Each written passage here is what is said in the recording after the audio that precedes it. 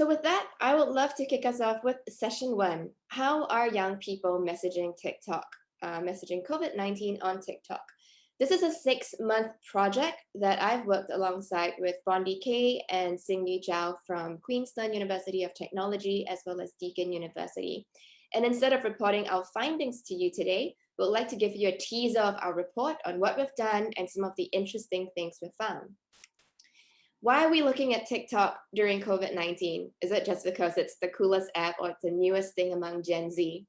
Well, we want to think of COVID-19 as a placeholder, above and beyond being the name of a disease or the condition of a pandemic. COVID-19 is also a placeholder for mass digitalization across almost every industry you can think of. More and more people are being pushed online to do various things, whether or not they needed to be online in the first place. All of you here might be very familiar with the idea of Zoom fatigue, where things that could have been an email or a phone call are suddenly Zoom calls with video all the time. The second placeholder with COVID-19 and TikTok is the increase in the diversity of the demographics on that platform. Prior to the pandemic, you would often read news articles and public pundits saying, that's just an app for young people. It's where Gen Z lives. But with the mass situation of self-isolation around the world, we see that that's no longer true. Anyone from politicians to marketeers to people who are old school influencers from other platforms are now on TikTok, and it's truly become a mainstream app. Finally, there's a lot of discussion over how we can study TikTok. There are a lot of conversations around the black box of the algorithm and how we don't really know how it works quite yet. And yet there's a lot of folklore, imaginaries, standard patterns of behavior among TikTokers as to how they feel this app works. So as we think about COVID-19 messaging and youth engagements today, I would like for us to have a more open-minded idea that this is not strictly youth, as in the case of very young people in Gen Z. It's not only engagements in the sense of activism, but also other forms of commercial engagements. And when we speak of COVID-19 messaging, there's truly a whole world here of social, cultural, political, economic, as well as political discussions. I'm now going to hand the time over to Bondi, who will continue with the rest of our project findings. Thanks, Crystal. And before going into what we actually did to collect some of our videos, I just wanted to take a moment to explain a little bit about what TikTok is for those that may be unfamiliar. Now, if you haven't used TikTok before, this is a short video platform on which you can view videos between 15 and 60 seconds long. And the main interface is one of the things that makes it unique. So as you see here on the screen, there are a lot of familiar features like how it displays usernames, captions, hashtags. You can like and comment and share videos. But at the top, we have this unique feed that is divided into a For You feed or a following feed. The default mode of viewing for TikTok is this For You page or For You feed that algorithmically curates videos based on a variety of different factors, but it's the default landing page for those using the app for the first time. If you've been using the app for a while and you've followed a bunch of users, you may start to follow the creators that you like and see some of those specific videos on the following feed, but the default will be algorithmically curated based on your own interactions. Then down at the bottom, we also wanted to highlight how sounds on TikTok have become an important form of creativity and interaction by allowing users to, with the touch of a button down there on the bottom right, see the sound stream or the sound that's been used in that video and create videos using that sound or reuse other sounds in whatever creative or unique ways. And I also wanted to highlight the way in which you can search or interact with videos that's a little bit unique because TikTok, again, divides the ways that you can view videos through the search bar by a variety of different factors. For us, when we were collecting our videos to do our research project, we didn't want to just scroll on the For You page and hope that we would find some COVID-19 videos. That would have taken quite a long time. So instead, we started with a handful of hashtags that we would enter into the search bar. And as you can see, the top half of the search screen shows related hashtags, which gave us an indication of what kinds of additional hashtags we might want to include in our sample. In addition, this bottom half of this search screen shows the top videos that are going to show up based on the search term or the search key that we've inputted. And it tells us not only who made this video, so in this case we have 2 samples by the World Health Organization, but also how many views those videos had received, giving us a sense of how popular these videos were and whether or not they would be a good indicator of the kinds of videos we might want to look for going forward. You can also separate the search in terms of looking for specific users, looking for specific videos, or again, unique to TikTok, you can even search for specific types of sounds, which we did include in some of the videos that we wanted to collect for our research. Now, moving on to what we actually did. There are several terms that we've put on the screen here that indicate the things that we were looking for when we started to collect videos and as we went through the process of analyzing and writing our report. The first stage was to map global milestones, which my colleague Xinyu is going to talk about in a moment. And that really relates to the kinds of global events that were taking place over the past 14 months relating to COVID-19 lockdowns, travel bans, any kinds of larger movements, social movements. Once we got a sense for what was happening when, we then started to expand our collection to actually start looking at videos that were corresponding to these global milestones. So first is the notion of discoverability and hashtag collation. So as I mentioned, the ways in which we were primarily identifying videos was through hashtag keyword searches. And after we had found a series of hashtags, we wanted to ensure that these hashtags were showing up enough that they might feasibly appear on someone's For You page. Because as I mentioned earlier, the majority of TikTok users would be likely to be scrolling through on the For You feed, which is algorithmically curated. So we wanted to ensure that the videos that we were locating were discoverable by other users. Then once we had collected a sample of hashtags that we thought would be reasonably discoverable, we started to search for certain instances of templates. Templatability is a notion that social media scholars have used to describe the ways in which digital media content can produce template formats that can be reused easily by other users in a bunch of different creative ways. In previous research that I've done with my colleagues, we've looked at the ways in which TikTok specifically uses its platform features to circumscribe creativity or to suggest the ways in which users and viewers might want to create new content based on the content that they were just watching. So after we had identified a series of templates or case studies, we then moved into the next phase, which was to collate our hashtag analysis in a series of tiers. So this is again a technique that's been used by digital media scholars to separate hashtags into a variety of groupings and thematic clusters, and then rank them based on how relevant we believe they are to what we're doing. We separated our hashtags into 4 tiers, which again, my 2 colleagues, Crystal and Xinyu, are going to talk about in a little bit. And then we got through our actual larger collection of video data. So to begin, we only collected about a sample of around 100 videos to do all of this initial setup. And then once we had our hashtag tiers and we had a good idea of the templates that we were looking for, we went through and we collected about 1,000 videos for analysis, which we then went through to find any other examples of templates, memes, or our case studies. So that is a helicopter view of our methodology and approach for this project. I'll now turn it over to my colleague Xinyu to discuss a little bit about what we found. Thanks, Bonnie. Hi, everyone. So I will now briefly outline what we have done and found during the initial data collection and coding before Crystal provides an account of some of the major themes we have identified in this project. So in manually collecting and coding the initial set of TikTok data, we have assigned each video to one or more research streams, which speak to the diverse modes of using TikTok among young people during COVID-19. So the research streams are, as we have referred to them in this project, 3 Cs. They're convey, communicate, and create.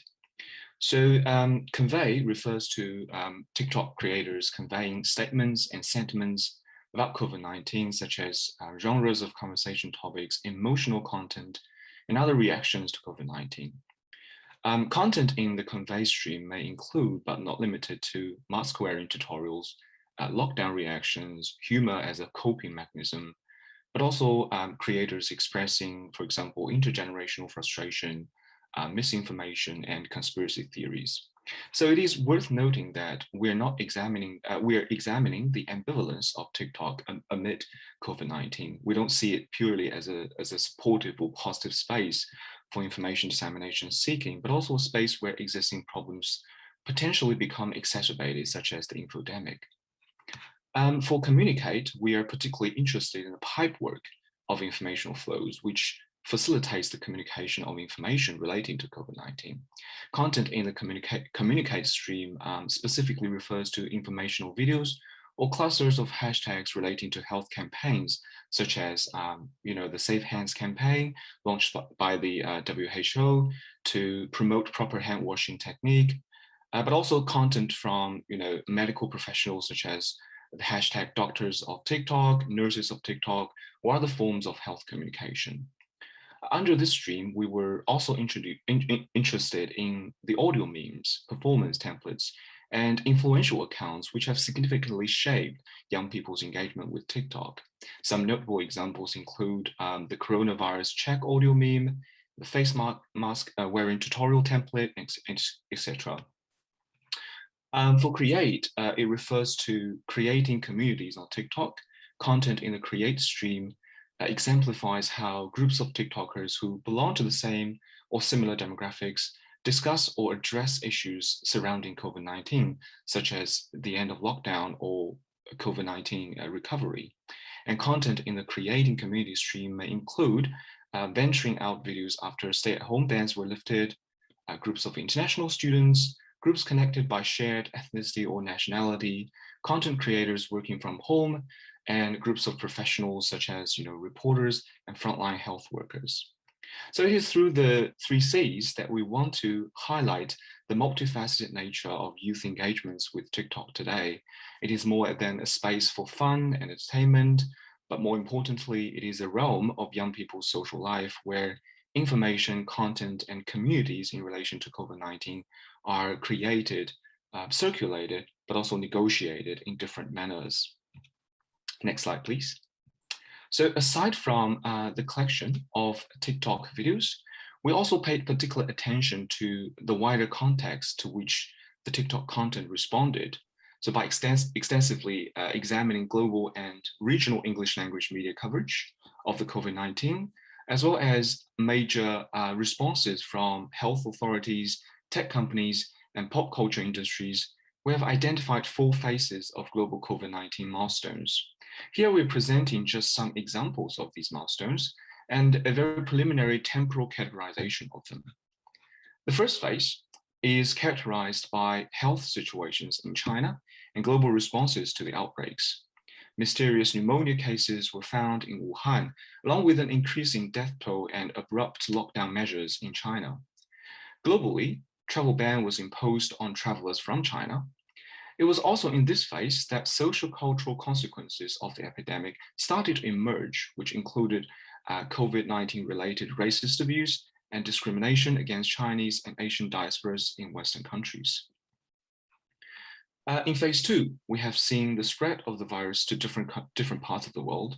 New cases were found in more and more countries in an increasingly faster manner.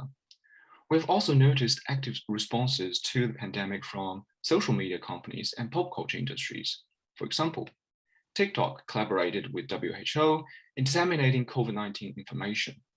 Twitter added warning labels to COVID-related content. And Facebook introduced a new information center for verified information, so on and so forth. COVID documentaries also started to emerge, including Netflix Explained series on coronavirus.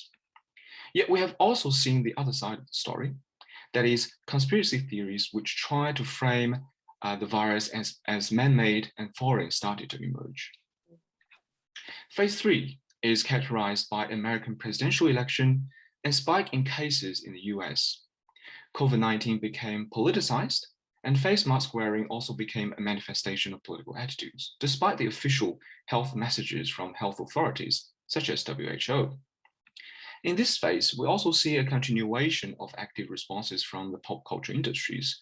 For example, more documentaries about the pandemic were released, including the Totally Under Control and Coronation. And finally, in the last phase, we see significant progress of vaccine trials. In the meantime, virus variants started to emerge in Europe, the UK, and the US. We argue that these developments play an important role in informing content created and circulated on TikTok. Now I'll hand over to Crystal to explain how creators on TikTok have responded to these developments and conditions over time. Thanks, Andy. So as part of our analysis, we would like to offer a way of thinking about how people are talking about COVID-19 on TikTok. You will realize that we've broken this down into 4 waves. And as much as these time periods are not very neatly coinciding with some of the events I'm going to mention, these are about the gaps or the time periods wherein conversations on TikTok started to occur. So for instance, where the outbreak was first found in China in December 2019, we found that even up to March 2020, when more and more people were learning about the pandemic, conversations around the origin of the virus were still continuing on. We want to offer the framework of discursive waves. And this is a word from media studies and culture studies scholars to talk about how people are shaping conversations, negotiating in ideas, or coming together as groups of people with common knowledge to try and formulate what we think a thing is. So here are our 4 discursive waves. In wave 1, this is when the pandemic really originated or had its beginnings on social media, back in Chinese and East Asian social media specifically. And in this case, when we saw a lot of cross-platform sharing, a lot of content that was cross-posted from East Asian social media to Silicon Valley social media, unfortunately, there was so much racism and xenophobia as the first point of reaction. We also saw a lot of social media virality, and some of this was circulated and made more emphasized by the press, who were in a feedback loop of either sharing unverified social media or social media accounts trying to piece together incomplete press accounts. In the second wave, we see now a lot of conversation on social media coming from the Asia Pacific region as well as from Europe. And here, the general conversations that continued focus a lot on mass lockdown, mass self-isolation, and people all around the world were sharing short video clips as well as pictures of what their stay-home situation was like. In some of the most dire situations in Europe, there were also really graphic images and very arresting imagery of people who were in their final moments on their deathbed, either in hospital or at home. For the general public who were maybe not as affected by the waves just as yet, there was a lot of panic buying in every shape and form. Lots of TikToks about how you should dress up, gear up, go to a really isolated shopping mall or supermarket to get your gear, or a lot of videos just padding through grocery shops showing empty shelves and how that could cause worry. In wave 3, we saw a lot of conversations coming out now from the US and UK. The new themes surrounded around the elections, and there were a lot of conversations about civil liberties, personal rights, human rights, and discussions around whether or not citizens around the world should be made to take on the vaccine or to mask wear. Finally, in wave 4 that's ongoing, this is now truly a global issue. There is no grouping this by location. Over all the locations we've looked at, over all the tags that we could see, the conversations are spread out around vaccines, precautions, but also a lot around complacency now that we speak of the new normals in this case. To wrap up our session, we'd like to share some of the snippets from our qualitative research that we'll talk about more in depth in our report. These are not representative of our findings. We have picked them out to show you some of the really interesting examples, or some of the examples that are really low in quantity, but bring out important points that we feel need to be discussed. So in the first one, we see a lot of TikTokers reflecting on a trajectory of how Asian or East Asian sentiment has been received, especially in the global north, in North America. For instance, in March, a lot of conversation around xenophobia and racism. And then all of a sudden, when the norms of TikTok have been established to promote social justice, all sorts of TikTokers who were once really racist and xenophobic are coming out to say racism is wrong. And there was so much celebration around Chinese TikTok, which is still in. If you are familiar with the app, you might be remembering all of these fashion videos of Chinese TikTokers, as well as makeup videos that were going viral on TikTok. We also saw a lot of conversation and posts from international students. Some of these were stranded in various places, getting odd jobs in farms, talking about how with school being online and their casual jobs being reduced in hours or removed altogether, they needed to find alternative sources of employment. So this was merging with the genre of small business TikTok.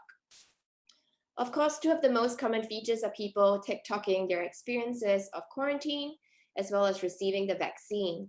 While some of this were generally positive and trying to encourage people around the world to hang in there, or in some locations in Southeast Asia to normalize ideas that the vaccine is safe for use, there definitely was an incident or a small peak in some misinformation in this area as well, where people were sharing unverified information and side effects around the vaccine. But that triggered a very long tail of reaction videos and people going deep into the internet, trying to figure out whether or not the original video was a hoax, and it spurred its own ecology of TikTok detective work. The last three we would like to call futuristic speculations or futuristic wonderings. In this first one, we see a lot of videos in the genre of travel. Many a times there were very old videos of people who were traveling before the outbreak and now sharing points of view, so POV. Coronavirus is over and you finally get to travel to Japan and you see a very scenic route along some Japanese villages, usually accompanied by really amazing and soothing music from Studio Ghibli. But a lot of times when there are these sorts of tourist expectations or imaginings, there is also a lot of Asian exoticism, especially of diaspora in the global north or predominantly white appearing bodies. Thinking about what it's like to travel to Asia when all of this is over, we hardly ever saw any East Asian or Asian presenting peoples imagining what it would like to travel to the global north. And that perhaps represents how the virus or the discourse around the virus was shifting across regions, thinking about recoveries and different stages of which countries and which regions were closer to going back to pre-pandemic normalcy. The second last one is really cute and really tricky and perhaps intersects with sex TikTok or controversial conversations around sex being deplatformed across various different sites. So here we've got TikTokers imagining it's far into the future, it's 2030, someone is knocking on your door and arriving in your home and you have to hide your face because you forgot to wear your mask. And young people are having conversations like, is that what your nose looks like? Or, oh my God, I'm so sorry, I'm looking at your lips, I shouldn't be looking. And it's really fun to see them centralize and make erotic this region of your face that we've now grown to accustomed to not seeing after a while. The last of these interesting TikToks are full-blown apocalyptic. Also, young people reaching into their pockets, finding a mask, thinking back about the good old 2020, and then gearing up with Nerf guns and gear and fighting zombies to get the vaccine or fighting their way out of their homes in order to get to school. And this is a really fun imagining, probably borrowing from a lot of the apocalyptic films that we had, but allowing young people to also have a different, more fun take back to the more traditional roots of TikTok humor as a way to think about how they can remember this pandemic through social media pop cultures. That has been us in brief. I'm now going to stop sharing my screen. I invite Bondi and Andy to join me on screen as well and would like to take your questions. So please feel free to join us with the Q&A.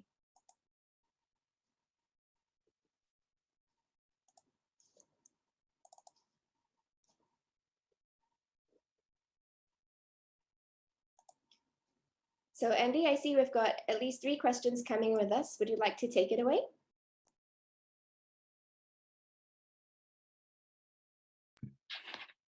Sure. You want me to address them, or do you want me to select one of them or 2 of them? Because we have only 5 minutes for the Q&A. Maybe pick your favorite. Okay, cool. All right, for the first one, the exact date of different waves, I don't think we are trying to actually specify the exact date for the wave, right? So I think what we're trying to do is to emphasize the different phases of public discussions and discourses around COVID-19 and how actually the COVID-19 development intersects with the wider context, right? Including, for example, American presidential election and things like that. Yeah, so it's just a quick response.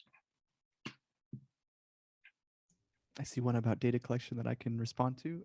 Louisa Ha asks if our data is collected in Australia only and how popular TikTok is in Australia. And I can say that we did our best to search for the most popular hashtags worldwide. And so we got videos from all over the world. However, we had to bias in favor of English language videos only, which meant that we did exclude a large number of videos that were in South Asian and East Asian languages. As far as how popular TikTok is in Australia, I teach digital media at the undergraduate level here, and I can say that it's growing, but it's maybe still not as popular as some of the more legacy social media here in Australia, like Instagram or Snapchat. I'm happy to respond to this question from Matthew Plant. Interested to know how Trump wanting to ban TikTok impacted US users during the third wave you touched on before.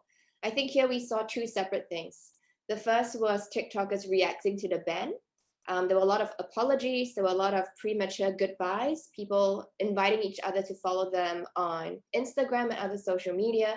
But then this also merged with this awareness of Chinese TikTok or Douyin. So a lot of diaspora US members were jumping ship to Douyin and giving tutorials on how to use that app. At the same time, though, merging with the third wave and COVID-19, because there was so much conversation around civil liberties and whether or not citizens should be made to wear masks. Obviously, there was a lot of anger coming up from TikTokers saying, you've taken away our health, our safety, and now you're taking away our platform. And TikTok, COVID-19, and mask wearing ended up being placeholders for a lot of political dissent that may not even directly correspond to whatever that TikTok was about. I should also say that we did see quite a few TikToks from people who did not appear like they were from the US region. And of course, there's a lot of commentary over how they think they could have been doing things better. So that's that. I'll leave Andy or Bondi to pick your next favorite question.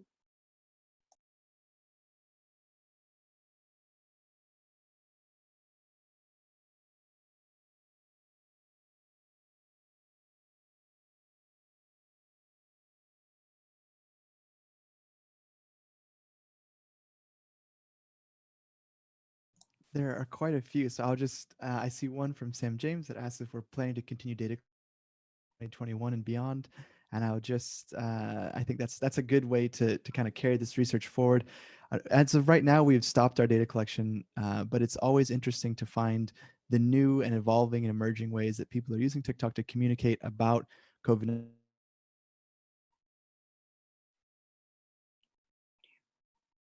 Bondi, you're dropping out on the audio. Now this will develop, but as of right now, we have stopped our data collection to prepare to write up our reports, which will be available, as Crystal mentioned earlier, in April and throughout the rest of this year. There is a feature question from Vincent Trundle. Do TikTok have video conversations, as in video responses to each other? So yes, there is a feature on TikTok called the duet that allows you to make an original video half your screen and your response to the TikTok the other half of the screen. As much as these are called duets, because in the early beginnings, a lot of these were music, songs, and people were corresponding to them, oftentimes these duets are now used for reactions. We've got people either corresponding or insulting or answering questions to the original, sometimes having really original facial reactions, just glaring at people as part of their conversation. But something we saw and really enjoyed were chain reactions. So people were using duets to add on to a video.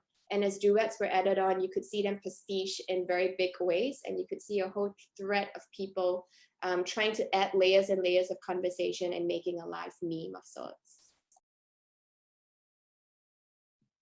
I see a question from Jonathan regarding the discursive waves and whether they're exclusive to TikTok.